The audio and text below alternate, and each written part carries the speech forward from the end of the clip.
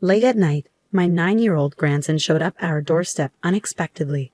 I rushed to open the door and found him barefoot, with blood oozing from his toes. He was tightly holding the hand of his 4-year-old sister, whose face was streaked with tears. "Did you two really walk here all by yourselves?" I asked in disbelief. They nodded, and I quickly ushered them inside. However, when my husband woke up, he was furious. "Absolutely not," he yelled, his terrifying expression making the grandchildren burst into tears. I was bewildered. Surely they could have stayed for just one night. But then I couldn't believe what my husband did next. "My name is Margaret. I'm a 63-year-old homemaker living with my husband Patrick, who is 2 years older than me. He worked as a high school teacher until he retired at 60. We have 2 children who are married and independent. Our daughter Laura lives in a nearby apartment, while our son Richard lives in the neighboring town. Richard's wife, Victoria, is stunningly beautiful, with translucent white skin and big eyes that make anyone falter under her gaze. She's an ideal daughter-in-law as long as she remains silent. However, she has a sharp tongue. Everyone wonders why a woman of my caliber would marry a man like him, she often boasts.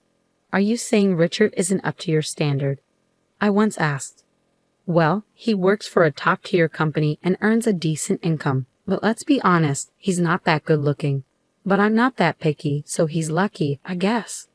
I felt very angry hearing her speak ill of my son. Who does she think she is? I wanted to say something, but I held my tongue to avoid a confrontation. However, my husband couldn't remain silent.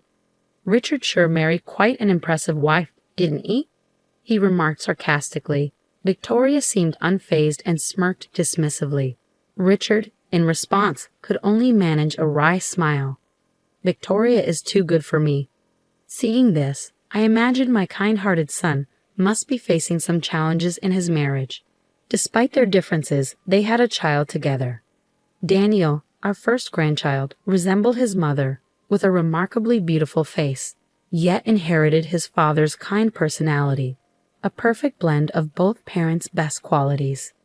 I always looked forward to Richard bringing Daniel over to our house. Victoria rarely visited, which might have been for the best. 5 years later, we welcomed a granddaughter, Emily. She was an adorable girl with fair skin, chubby cheeks, and round eyes. However, when I visited my son's home to celebrate her birth, Victoria disdainfully glared at the newborn. Daniel takes after me and is beautiful, but why is this one so chubby and ugly? Who does she even resemble? She's not cute at all. You're a mother. Don't say such things. She's perfectly cute just as she is, I retorted. I can say whatever I want about my own child. Are you trying to start trouble with me? I won't lose to an old hag like you. As my husband heard this exchange beside me, his expression changed. I could tell he was about to shout in my defense, so I quickly intervened. Instead, it was our son who raised his voice in anger. Victoria, enough. Mom and Dad came here to celebrate. There's a limit to how rude you can be. Oh, how unusual for you to stand up to me, she sneered, glaring sharply at Richard, as if ready to strike. I quickly relented. I'm sorry, Victoria. You've just given birth, and it's a stressful time. I shouldn't have said that. I apologize. Please forgive me. Humph, exactly. You shouldn't have said anything. You could have just sent a gift instead of coming all the way here. Victoria replied, her demeanor consistently lacking manners. I couldn't say anything further. Because of incidents like these, we grew distant. Despite this, Richard continued to bring Daniel and Emily over regularly, which made us happy. However, there were still some concerns on my mind. Daniel was bright and talkative, but Emily, even at ages 3 and 4, showed hardly any signs of speaking. Furthermore, her once fair skin had turned extremely dark from sunburn, and her hands were rough and dry. When I asked Richard about Emily's condition, he said, Victoria claims Emily loves playing in the garden. But the state of our granddaughter's skin was still extremely concerning. Then one day, our family was struck by tragedy. Richard suddenly passed away. He fell from the stairs of a pedestrian bridge during his commute. Though he was rushed to the hospital and received intensive treatment, he didn't make it. I was in such shock that I could hardly stand. Richard, you poor thing. It must have been painful, I murmured as tears streamed down my face. Daniel cried uncontrollably, shouting, Daddy. Daddy. What's wrong? Wake up, meanwhile. Emily stood expressionless, biting her lip. Victoria, without shedding a tear, continued to fiddle with her phone. Looking back, it was a peculiar scene, but at that moment, I was too overwhelmed with grief to notice anything else. My husband received Richard's old, worn-out bag from the paramedics, which had been found beneath the pedestrian bridge. It was the bag I had bought him when he first started working. He'd been saving and working hard for his family, and thinking about this made everything even harder to bear.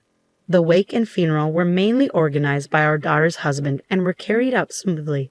I spent the entire time in a daze at home. Then, the night after the funeral, the intercom rang. Wondering what was happening, I looked at the camera and saw Daniel's face, biting his lip. I hurriedly opened the door and let him in.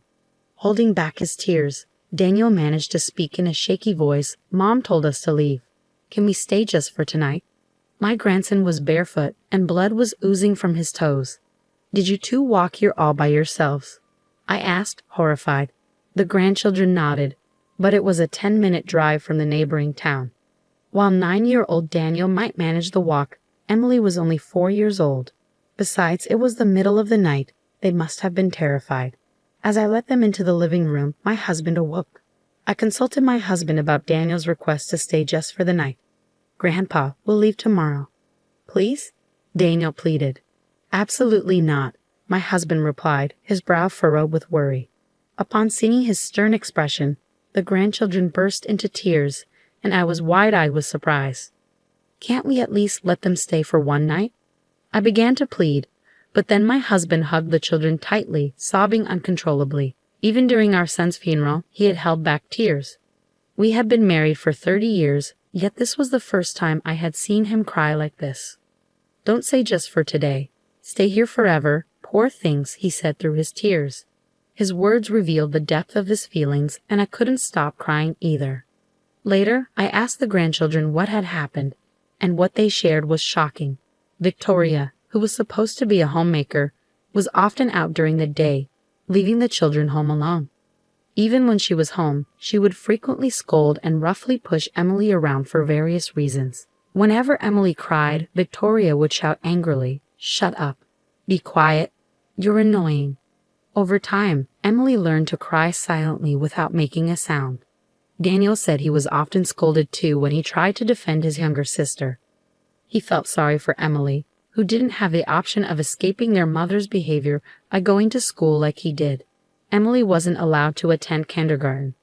Apparently, while her mother was around, Emily would go outside to weed the garden every day. This was her way to avoid being scolded and perhaps earn some praise from Victoria. This explained why her skin was deeply tanned and her hands were rough. Emily's inability to speak might stem from a fear of being scolded. Thinking about this filled me with a sense of helplessness. That evening, Victoria had apparently told them that guests were coming and ordered them to go outside. Daniel managed to put on his shoes, but Emily couldn't make it in time and was left barefoot. Victoria quickly locked the front door behind them. Daniel then put his shoes on Emily's feet and held her hand as they walked to our house to seek help. "What a terrible thing to do," I said, shaking my head. "Unbelievable." I tried calling my daughter-in-law several times but couldn't reach her. Since it was late, I decided to sleep with my grandchildren that night. However, early in the morning, Daniel woke me up. "Grandma, I'm sorry for waking you up," he said. "Emily said she saw Dad in her dream." "Huh? Did she?" "Yes. Dad told Emily to look inside the bag." I was taken aback by what he said, but looking at Daniel's serious expression, I started to wonder if there was something more to it. I woke up my husband and told him what Daniel had said. Still groggy, my husband was skeptical at first, but when he checked our son's bag, he exclaimed in surprise, "No way. This is outrageous. I can't forgive this." Filled with anger, we decided to take action.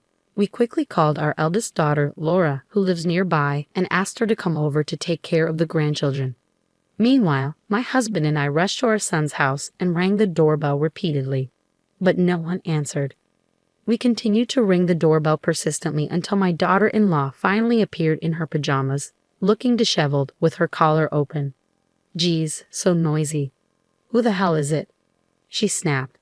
At that moment, I caught a fleeting glimpse of a young man with brown hair crossing the back of the room, completely naked. I knew it. However, as soon as my daughter-in-law realized it was us, she widened her eyes and quickly shut the door. It's so rude of you to come here suddenly. Go home, she shouted aggressively from behind the door. We have something urgent to discuss. Please open the door, I insisted. I can't open it right now, she replied. Reluctantly, I opened the door with the key. Inside my son's bag, I found shocking evidence. As I rummaged through it, the young man from earlier exclaimed, "Oh no, run." He hurriedly dressed and fled from the house. At the entrance, Victoria stood defiantly, glaring at me and my husband without a trace of remorse. What the heck are you doing here? Are you already cheating on your husband the day after he passed away? Don't be ridiculous. Oh, he's just a gas repairman, she said, trying to dismiss my accusation. Huh, so gas repairmen these days work without clothes on. I replied sarcastically. Victoria noticed my sarcasm and clicked her tongue in annoyance. She may have a beautiful face, but her ugly character shows through in her expression. Richard is gone now, and I'm done with you both. You have no right to say anything. Just leave. At that moment, my husband, his face flushed red with anger, deliberately asked her, I can't see the grandchildren. Where are they? He pretended to search around the house. Victoria seemed momentarily at a loss for words, but quickly started shouting angrily at me. They went to a friend's house. What's wrong with that? Stop lying. Were you not worried when a 9-year-old and a 4-year-old were gone all night? Are you even a mother? Huh? How do you know about that? They walked all the way to our house late at night. As I told this to her, she looked puzzled and astonished, then shamelessly responded with a brazen attitude. Our daughter isn't cute at all, and the son I raised lovingly rebels against me. I don't need those brats. You can take them, but give me money. I want $100,000. It's not much, right? She truly was the worst kind of woman. I felt boiling anger at the thought that my son and grandchildren had suffered because of such a woman. Too bad you can't spend money behind bars. I've recorded our entire conversation, I said, revealing my phone. Huh, you're so naive. I'll be released soon enough just for being a little harsh with the children. It's not just about the children. You do realize that taking someone's life is a serious crime, don't you? And there's evidence. Actually, Richard's diary was in the bag. From Victoria's frequent outings, he suspected she was having an affair. On top of that, there was a report from a detective Richard had hired to investigate. According to it, his wife was indeed cheating with a young man she had met at a pub, the same man who fled from the house.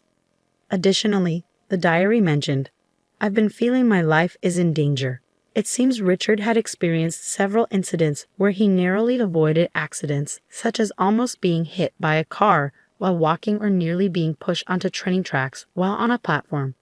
He suspected his wife was targeting him and had taken precautions and was preparing for divorce. That might prove my affair, but it doesn't prove I killed Richard. It's just the ramblings of old people. The police have more important things to do. Can you still say that after hearing this? I argued. My husband appeared holding a surveillance camera he had found. The day before Richard passed away, he had installed a surveillance camera in the living room, as noted in his diary. Upon playing the recording, we heard a conversation between Victoria and the young man. It went well this time.